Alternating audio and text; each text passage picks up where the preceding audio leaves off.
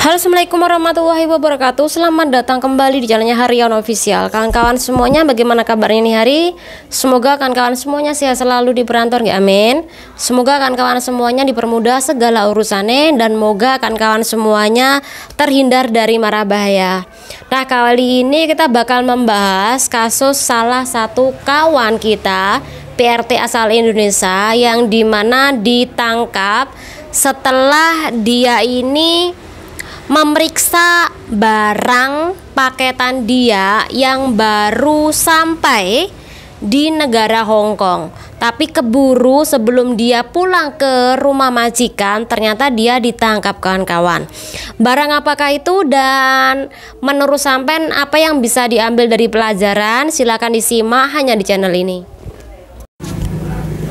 Mbak, jangan kapok, jangan ngerasa bahwa ketika channel ini membahas tentang kasus-kasus mengenai PRT, mengenai kita, ini adalah sebuah aib, atau mungkin pembahasan ini itu merugikan bagi sampean-sampean yang terkena dampak dari kasus sampean, atau mungkin channel ini dianggap sok cerewet dan sok tahu. Nggak masalah, tapi sekali lagi ini peringatan loh, tenan, karena jangan sampai Anda mengalami seperti salah satu kawan kita PRT asal Indonesia yang umurnya 43 tahun ini digerebek di tempat pengambilan barang paketan dia. Jadi mbaknya ini adalah penerima barang paketan, tapi isinya adalah tembakau, rokok batangan, kawan-kawan. Awalnya operasi ini diberlakukan oleh Bea Cukai dan juga Kepolisian Hong Kong pada tanggal 5 Februari 2024. Awalnya yang ketangkap itu adalah orang lokal. Walaupun rokok mereka cuma sedikit, tapi setelah dilakukan penggeledahan di tempat majikan, jumlah totalnya tuh nggak main-main, Mbak. Jadi awalnya itu sebenarnya yang ditangkap adalah orang lokal. Kemudian di saat itu polisi masih melakukan penyelidikan di tempat tersebut. Kemudian Mbak Indonesia yang umur 43 tahun ini datang ke sana. Nah, di saat itu baru mbaknya ini dimintai keterangan dan kemudian dimintai tentu Hong Kong ID. Dari Hong Kong ID itu ketahuan kalau mbaknya ini ternyata punya majikan, artinya berdokumen, kawan-kawan. Ketika mbaknya berdokumen, baru polisi dan juga Bea Cukai meminta agar diantar ke tempat majikan. Ya mbaknya ya harus menurut dong, kalau tidak menurut ya bakal langsung dibawa ke kantor polisi dan bahkan bisa dipenjara. Jadi akhirnya mbaknya menurut, mengikuti apa yang diminta oleh Bea Cukai dan juga si polisi. Nah, ketika polisi dan Bea Cukai datang ke tempat majikan, ini diketahui ternyata majikan yang ia jaga itu adalah orang yang sakit. Bisa jadi orang yang lumpuh dan bisa jadi orang yang tua. Karena tinggalnya itu hanya 2 orang saja di situ, PRT dan juga majikannya yang sakit tadi. Setelah dilakukan penyelidikan, walaupun mbaknya ini sudah lama bekerja di situ, sekitar 6 tahun ya, tetap aja mbaknya ini bakal dituntut. Ada 3 proses tuntutan. Pertama adalah kepemilikan rokok batangan berjumlah 140.000 batangan rokok yang bakal nanti dikemas-kemas untuk dijual kembali. Ini yang pertama. Jadi karena dia ini jualan tembakau secara ilegal, maka tuntutan penjaranya adalah selama 2 tahun. Dan dendanya adalah sebesar maksimalnya 1 juta dolar Hong Kong. Ini tuntutan yang pertama. Sedangkan tuntutan yang kedua adalah mbaknya ini berdokumen tetapi jualan secara ilegal. Artinya dia tuh menyalahi kontrak kerja. Harusnya jadi PRT doang, ternyata dia juga jualan. Mbaknya ini makanya bisa dituntut penjara maksimalnya 1 tahun sampai dengan 2 tahun. Kemudian dendanya adalah sebesar 50.000 dolar Hong Kong. Ini yang kedua tuntutan. Yang ketiga adalah penggunaan fasilitas rumah majikan untuk menaruh barang yang jumlahnya 140.000 rokok batangan. Gila nggak sih? Banyak banget loh Mbak. Dan hal ini tentu juga kalau majikan tidak terima tempatnya dia ini buat naruh rokok, maka mbaknya ini bisa dituntut oleh majikannya. Jadi tergantung ini dilaporkan, ini dituntutkan oleh majikan apa enggaknya. Oke kawan-kawan, di dalam kasus ini bagaimana sih?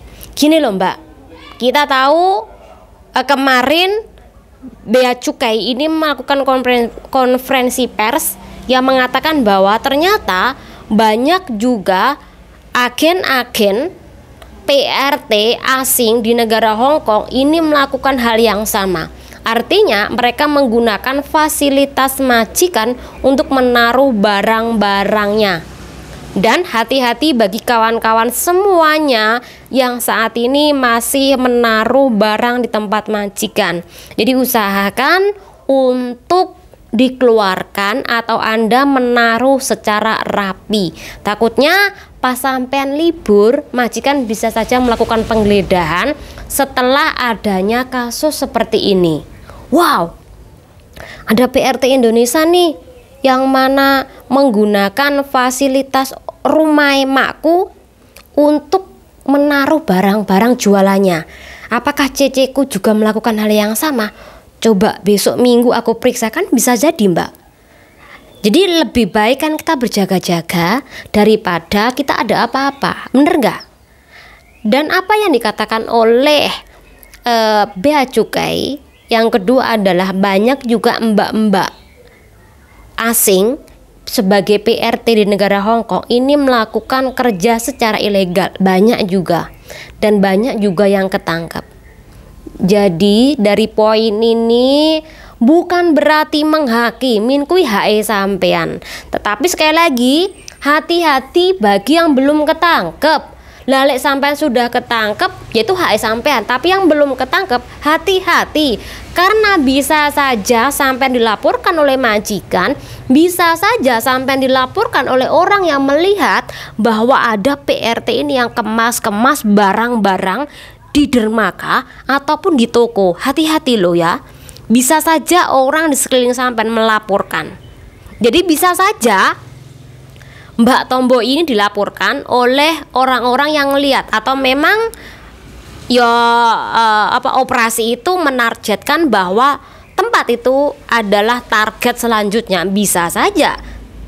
Jadi sekali lagi yang belum terlanjur untuk segera mengambil barang-barang Anda yang sampean taruh di tempat majikan, apalagi barangnya tuh sampai numpuk di tempat mbah sampean Mbak. Hati-hati, barangnya sampai bertumpuk-tumpuk sampai mbah kita konwi barang apa atau saya mau gowo setiap hari iki panggah bolak-balik bawa barang.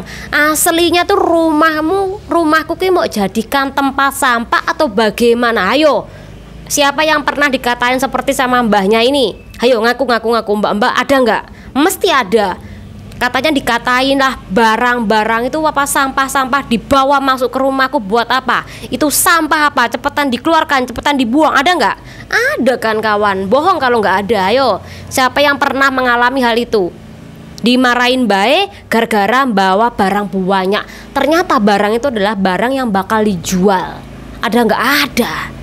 Nah kawan-kawan, gini loh ya, sekali lagi memang HI sampean, tapi tolong untuk tidak menggunakan fasilitas majikan itu untuk menaruh barang sampean. Sampean memang ada nih yang jualan di tempat majikan, goreng-goreng, masak-masak, kemudian sampai merebus dari pagi sampai malam, bahkan sampai rumah baik kayak kapal pecah, rumah baik minyak semuanya ada. Tapi ketika sampean nggak menanyakan sama majikan, ya bisa saja sewaktu-waktu majikan itu ngelapor ke anaknya dan sampean bisa dilaporkan kembali loh. Jadi sekali lagi tahu diri bahwa ketika sampean kerja di negara Hong Kong harus tahu bagaimana cara mencari uang tambahan. Walaupun itu HE sampean, tapi setidaknya jangan menggunakan fasilitas milik majikannya nggih. Itu aja lah. Jadi lain kali kawan-kawan berhati-hati dalam posisi ini. Saya cuma menyarankan, semoga bermanfaat bagi semuanya. Dan mohon maaf jika ada perkataanku yang salah. Jangan lupa diri. Wassalamualaikum warahmatullahi wabarakatuh. Bye.